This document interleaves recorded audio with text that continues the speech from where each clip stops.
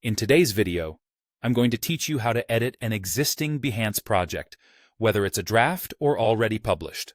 So, let's dive right in. First things first. To enter the edit mode, you'll want to navigate to your Behance profile using a desktop browser. Once you're there, hover over the project that you want to make changes to.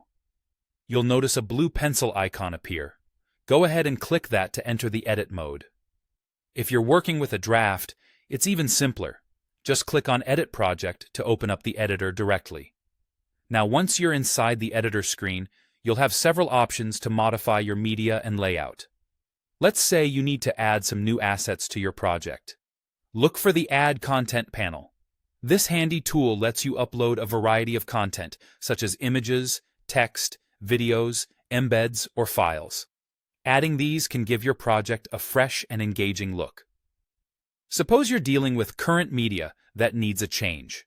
Just hover over any existing media and you'll see that same pencil icon you saw earlier. Clicking on it lets you replace or delete the images as needed. You can also reorder them by simply dragging and dropping into your preferred sequence. And, if you wish, you can download the original media for safekeeping. Now, to really enhance the visual flow of your project, take a moment to head over to the Styles section. Here, you have the flexibility to adjust your layout by changing the background color, tweaking the spacing, or experimenting with your module layout. Such changes can refresh the overall vibe and appearance of your project. As we continue, updating descriptions and settings is also crucial. You can easily change your project's title, description, and tags. Furthermore, specify the creative fields, tools used, and give credit where it's due by navigating to the Settings tab, then selecting either Basic Info or Discoverability. If you want to tweak the main project description, simply scroll down and click directly into the text box. You'll find formatting options right at your fingertips, including bold, bullets, and italics to structure your text neatly. Need to control who sees your project? Head over to the display settings. You can adjust the privacy to either show or omit it from specific audiences. Lastly, saving and publishing your changes is a crucial step.